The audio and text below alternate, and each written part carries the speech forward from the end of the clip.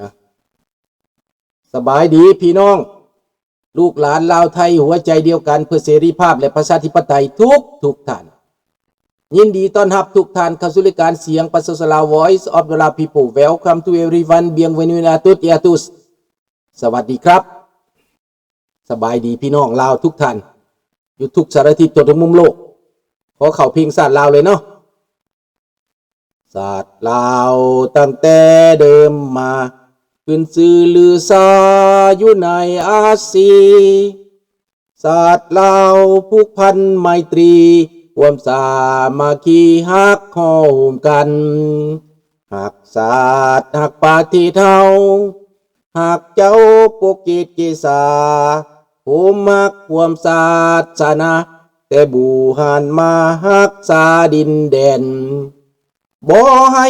สัตว์ใดมาล้วนหาวีลบกวนญาติแย่งสิ่งเอา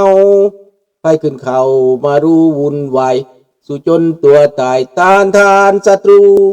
สวยเสื้อจูเลือดเนื้อเสื้อเผาฟื้นฟูกูเอาบ้านเท่าถูกกันเอาขอบใจเด้อสบายดีเนาะสบายดีพวกเขามาใหม่ทุกท่านสบายดีอาหลิวสบายดีสอนสบายดีน่าเป็นห่วงรัฐบาลจะถูกยึดเละหยัดอายัดเนาะเพราะจีนไปฟังศาลอาญาระหว่างประเทศที่สิงคโปร์เป็นไปได้ที่ทรัพย์สิน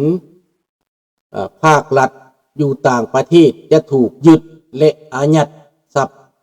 สินเงินทองต่าง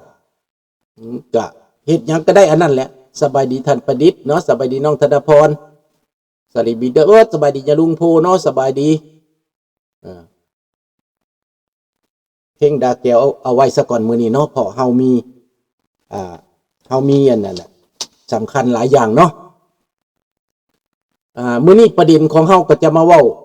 เรื่องไงนะสันติภาพจะเกิดขึ้นหรือบ่ระหว่างรัสเซียกับยูเครนรัสเซียคิดหนักในตอนนี้นะเป็นยังจะคิดหนักเดี๋ยวจะมาสรุปให้เรื่องของมันว่าในตอนนี้รัสเซียนั้นตกอยู่ในความยุ่งยากที่สุดเพราะว่าขั้นสิตัดสินใจรับข้อเสนอของทรัมป์นั้น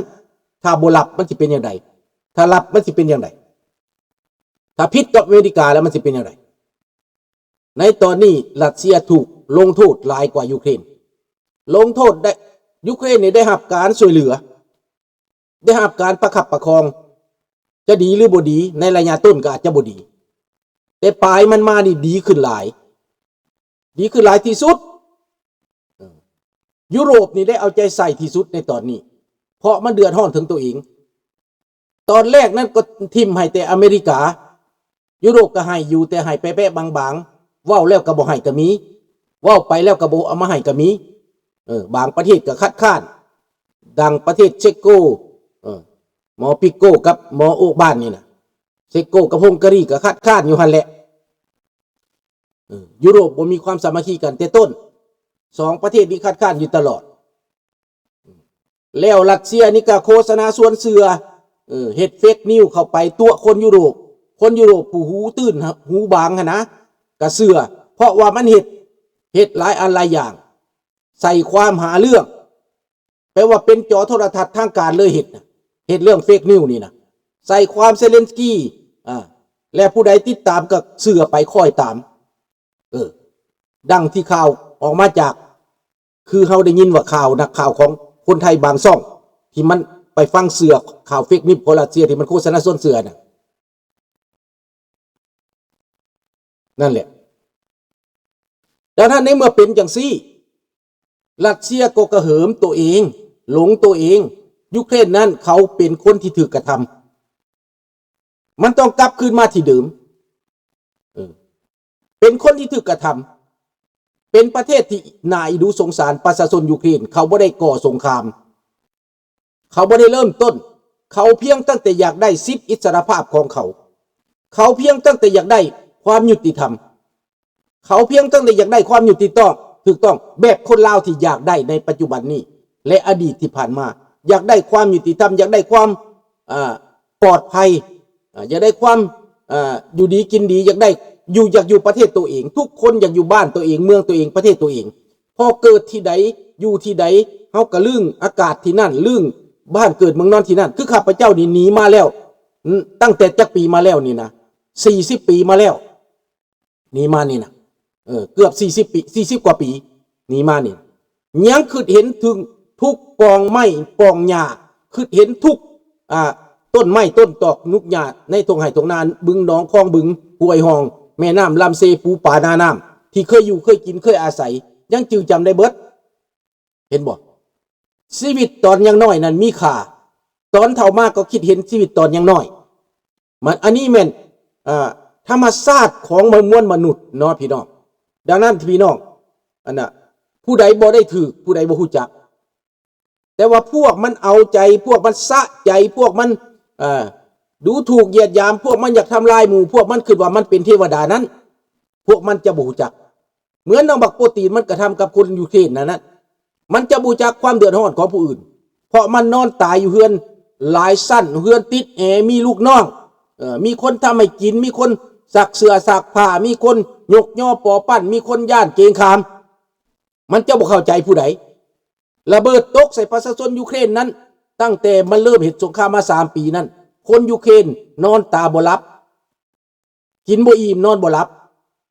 ความย่านความกลัวความเป็นนั่นเขาห้องว่า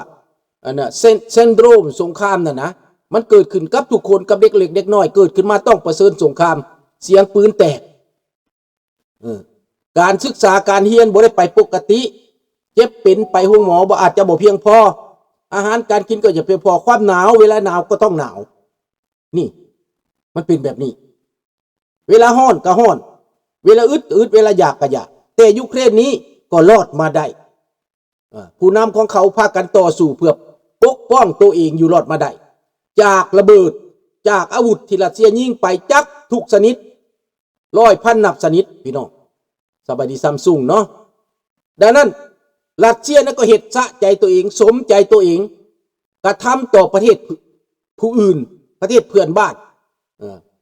ที่จริงแล้วก็เป็นเสื้อสายไล่รองอันเดียวกันสบายดีคำพรสบายดีฤทธิ์เนาะเข้ามาใหม่ดังนั้นนายโปรตีนนี่เป็นปีศาจในศตวรรษนี้ไผสิว่ามันดีก็ตามข้าพเจ้าว่ามันเป็นปีศาจก็ไปคบกับปีศาจบักโปรตีนไปคบกับปีศาจดังนั้นปีศาจท่องรุ่นกับคงซีเมนต์ตัวหนึ่งปีศาจกิมบินซุ่งกับกิมซองอินกับซีเมนต์ผู้หนึ่งกิมบินซุ่งบักกิมน้อยเนี่ยเห็นบ่มันไปคบกับปีศาจจีนก็เครื่องปีศาจเครื่องปีร้ายเครื่องปีดีมันก็ไปพบอิหร่านปีศาจอิหร่านมันก็ไปพบมันไปคบค้าสมาคมกันเบิดปีศาจพวกนี้นี่ปีศาจพวกนี้ใจดำอำมหิตพิษมนุษย์มนาธรรมดามันจะไม่มีความสงสารมันจะบ่มีความเมตตาผู้ใดทั้งนั้นขอแต่ว่ามันได้ขอแต่ว่ามันดีแล้วคำถามของพวกเรามื้อนี้ว่าสันติภาพจะได้เกิดขึ้นบ่จะได้เห็นบ่ระหว่างรัสเซียกับยูเครนในตอนนี้รัสเซียก็คิดหนัก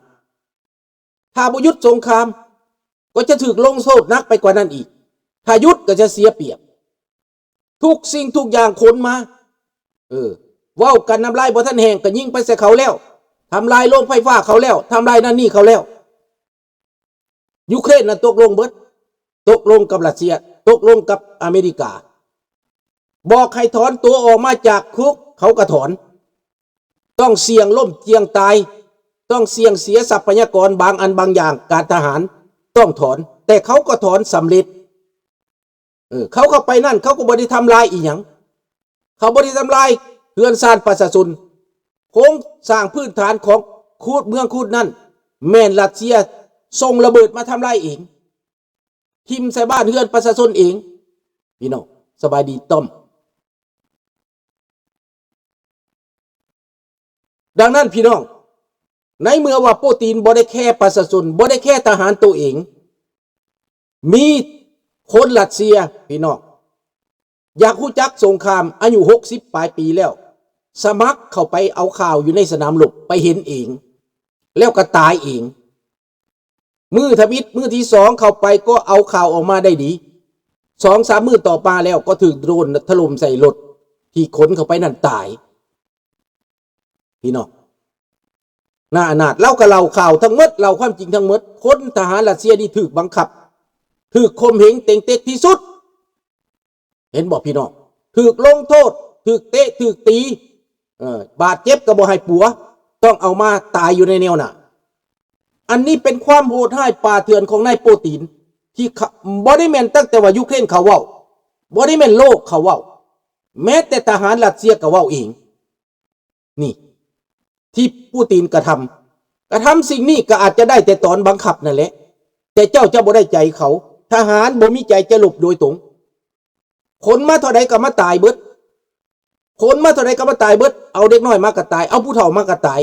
เอาคนเก่งมาก็ตายพอโดรนนั้นมันบ่ได้เป็นมิตรกับผู้ใดยูเครนที่เขาผลิตโดรนขึ้นมานั้นบ่เป็นมิตรกับไผถ้าอยู่ฝ่ายตรงกันข้ามก็มาว่าเป็นศัตรูกับโดรนนั้นก็ลงไปตามใส่แล้วแตกตึ้มคันแตกตึ้มแล้วก็ต้องทำลายต้องตายแข้งกุดขาขาดหัวกุดหัวขาดพี่น้องตายอยู่ในสนามรบหน้าอนาถนี่มันเกิดขึ้นแบบนี้รัสเซียที่หลอกให้ทีมงานของอเมริกาทีมเจรจาของอเมริกานั้นหลอกแก่เวลามาแทนที่มันจะจบตัดสินใจตกลงกันแล้วเว้ากันคักแน่ประชุมระหว่างอเมริกากับรัสเซียประชุมกันก็ตกลงกันคักแน่แล้วเห็นดีเห็นงามนักข่าวของรัสเซียก็ย่องย่อสรรเสริญเท่าโปตีนก็เอาละวายมาซัดกับลูกน้องห้องโฮโอสังกะทางฝ่ายเซเลนสกี้ก็ได้แต่ห้องไห้โสมคมคืนเพราะว่าถืออเมริกาเสกหัวไปได้ตอนนั้นไผก็จำไผก็เห็นทางโลกก็เห็นถือเจนีแวนกับถ้ำจัดการตอนนั้นเซเลนสกี้ก็คือสีห้องไห้น้ำตาตกในเวลานั้นแต่ว่าฝ่ายรัสเซียนี่โหข้าพเจ้าไปเบิ่งคลิปวิดีโอแล้วโปตีนเสลิมฉลองเย็นละไหว้กันอึกกระถึกนึกนองดีอกดีใจไปเบิ่งนักข่าวของรัสเซียก็ตั้งหัวตื่นปานหยักพี่น้องอีนักข่าวรัสเซียก็ได้แต่ในที่สุดพี่น้องกรรมมันก็คือกรรมเวรก็คือเวรตอนนั้นรัสเซียหัวยูเครนเป็นฝ่ายกุ้มมกกุ้มใจย่านเสียสงครามย่านรัสเซียหยุดย่านต่างประเทศบ่ช่วยเหลือแต่ว่าเป็นสังบุญประเทศอังกฤษเป็นเริ่มต้นต่อมาแล้วก็ฝรั่งเศสต่อมาก็หลายประเทศทุกประเทศบัดนี้27ประเทศเห็นอกเห็นใจยูเครนนี่ได้ให้การช่วยเหลือได้ให้การกำกับนับซาและเจรจาต่างๆต่อรองอเมริกาก็คิดหนักคือกันกับรัสเซียในตอนนี้ถ้าจะปล่อยยูเครนยุโรปก็จะเอาถ้าบ่หยุดสงครามตัวเองก็ได้ว่าไปแล้วเสียเปรียบในตอนนี้ดังนั้นมันจะเป็นอย่างไรสันติภาพคือกันเว้านี่นะมันที่เป็นไปตามบอกในระยะนี้ข้าพเจ้าว่าคือสิบ่ลีกบ่ได้เรื่องสันติภาพต้องเกิดหากแต่ว่าเกิดแบบจำใจเกิดแบบจำเป็นจากนายปูตินบ่หยุดก็บ่ได้เพราะว่าตอนนี้มดมือแล้วเอามาจนมดแล้วเทเบิดหน้าตักแล้วยังเหลือแต่นิวเคลียร์แต่นิวเคลียร์นี่ใส่บ่ได้ถ้านายปูตินใส่นิวเคลียร์ถือว่าจบเฮเลยแปลว่าโลกนี่ต้องเกิดเป็นภัยมาลัยกันนายปูตินก็จะอยู่บ่ได้นี่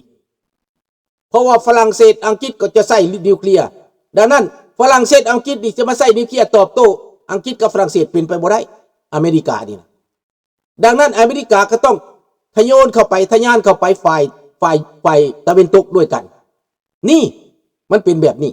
สิว่าอเมริกานี่ไว้ใจรัสเซียเบิดก็บ่แม่นเนอะอเมริกาเป็นเพียงแต่เกมในการเจรจาเกมในการต่อรองเท่านั้นที่จะให้รัสเซียนั้นยอมยุติสงครามตามเป้าหมายของทรัมป์ต้องการนี่มันเป็นแบบนี้ผู้นำประเทศยุโรปประชุมกันที่ปารีสมื้อก่อนกับร่วมกันอยู่บรึกเซลส์แปลว่าเรื่องการกะเกียมเข้ามานี่ใกล้เข้ามาทุกทีดังนั้นรัสเซียที่ข้าพเจ้าว่ามาเมื่อวานนี่ว่ายูเครนตอนนี้สำเร็จผลในการผลิตโดรนเป็นหลายชนิดโดรนนับตั้งแต่น้อยหาใหญ่สุดก็เป็นโดรนเขาห้องว่า